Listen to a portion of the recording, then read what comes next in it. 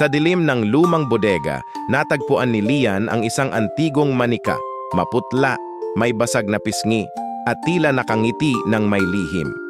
Ipinuwesto niya ito sa kanyang silid, hindi pansin ang malamig nitong titig na tila sumusubaybay sa bawat kilos niya.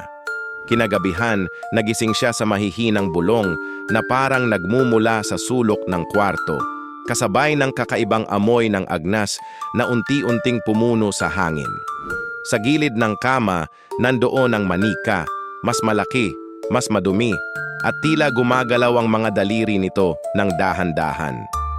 Lumapit ito, bawat hakbang ay may tunog ng basang tela at nabubulok na kahoy na nagpapalalamig sa paligid.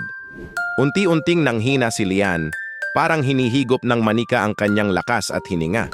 Hindi siya makasigaw, parang may bumabalot na anino sa kanyang lalamunan.